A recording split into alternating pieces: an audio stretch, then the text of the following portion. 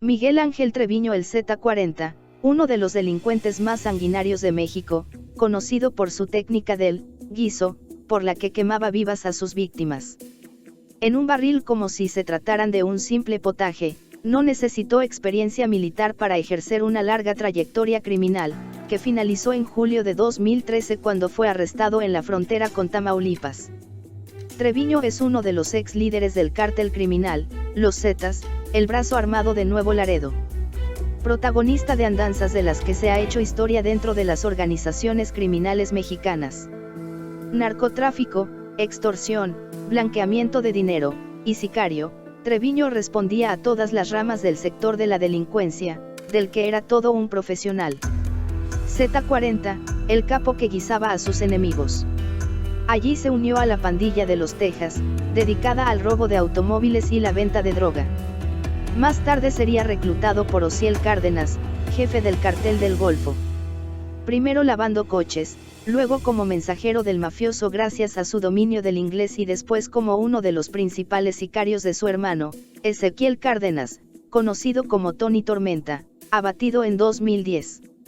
Cuando, a finales de los años 90, Osiel Cárdenas funda Los Zetas como brazo armado del cartel del Golfo con un grupo de desertores de las Fuerzas Especiales del Ejército Mexicano, Treviño se convertiría en la mano derecha de su líder, el cabo Heriberto Lascano, el Lasca.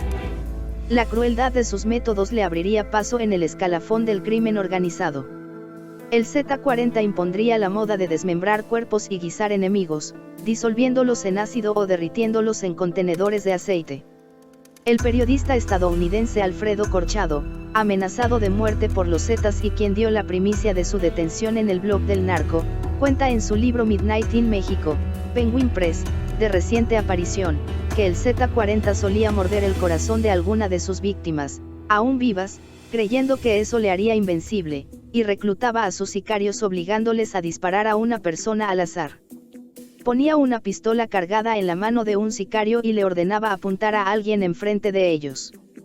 Treviño ponía luego su mano en el corazón del sicario para medir cuán rápido latía al tiempo que gritaba, «¡Chingatelo!». Si dudaba, le pegaba un tiro en la cabeza o le daba un empleo de chivato. Dependía de su humor ese día. Tras la detención de Osiel Cárdenas en 2003, los Zetas entrarían en guerra con el cartel del Golfo hasta su ruptura definitiva en enero de 2010. Los antiguos desertores del ejército, con el Lasca y el Z40 a la cabeza y sus bárbaros métodos militares de ocupación del territorio, ensangrentarían en los últimos años el mapa de México en una disputa permanente con los otros grupos de narcotraficantes. La violencia de los Zetas llegaría a su clímax en agosto de 2010 cuando fueron hallados en unas fosas en San Fernando, Tamaulipas, 72 emigrantes centroamericanos torturados y asesinados. La noticia conmocionó profundamente a la sociedad mexicana. Además de la hazaña de sus asesinatos, su táctica de poner al mundo de Lampa a su servicio allí donde se imponían, les llevó a dedicarse, además del narco, a otros delitos como el tráfico de inmigrantes, el secuestro y la extorsión, y a tener presencia en 14 estados e incluso extenderse a Guatemala. El gobierno del expresidente Felipe Calderón decidió en sus últimos años concentrarse en desmantelar a los Zetas. Fruto de esa presión fue la muerte del Lasca en un confuso incidente en octubre del año pasado. El fallecimiento del líder, cuyo cadáver fue misteriosamente robado de una funeraria poco después, originó una nueva lucha por el poder de la que saldría vencedor el Z40, pero el cartel estaba ya muy debilitado. La detención de Treviño abre, según los analistas de seguridad, una nueva etapa en la violencia en este país. Probablemente los Zetas dejen de existir como organización cohesionada y coherente a nivel nacional, pero no significará su final. Previsiblemente se desencadenará una guerra por su control. Se considera que su hermano menor, Omar, ha heredado el liderazgo, y los remanentes del Golfo y el cartel de Sinaloa, la confederación que dirige Joaquín El Chapo Guzmán, tratarán de aprovechar la oportunidad para ocupar las plazas de sus viejos enemigos. El Z40 está ya encerrado en un penal de máxima seguridad. Sin embargo, desde su detención han muerto más de 30 personas en distintos puntos del país.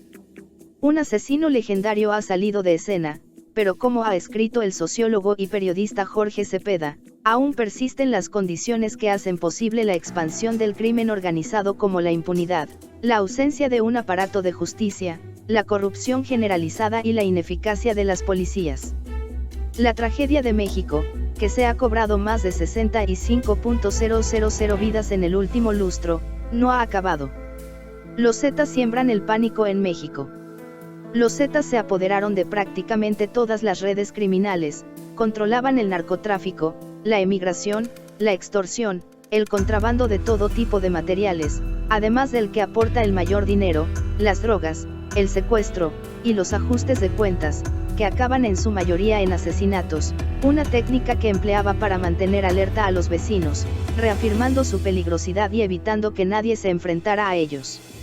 En 2007, sí, en solo un año Treviño consiguió sembrar el pánico en Nuevo Laredo, con la alegría de los vecinos de la zona. Fue enviado a Veracruz para un ajuste de cuentas tras la muerte de uno de sus compañeros de la banda, fallecido en un tiroteo. El arresto del capo del Cartel del Golfo, Osiel Cárdenas Guillén, y su extradición a Estados Unidos, abrió la veda de la separación entre el brazo armado, los Zetas, y la organización de origen, el Cartel del Golfo.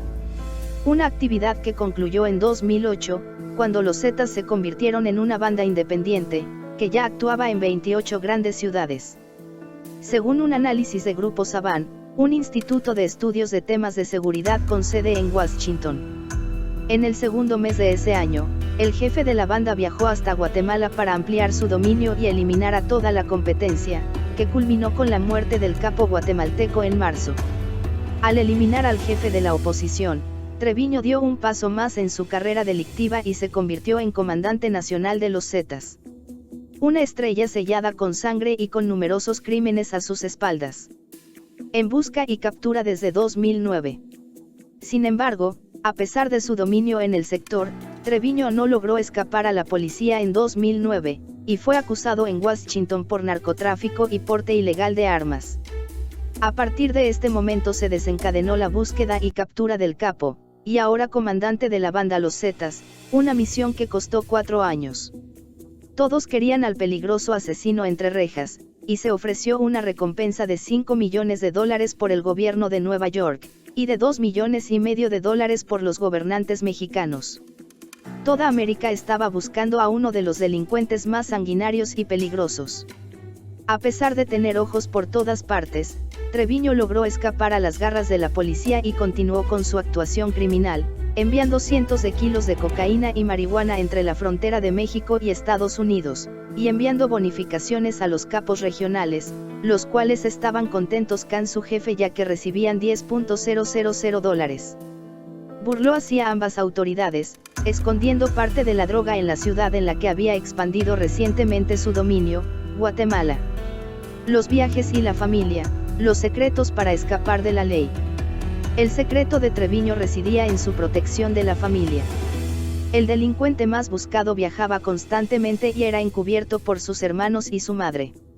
Parece que una carrera militar enorgullecía a sus familiares, convirtiéndose en cómplices del comandante de los Zetas.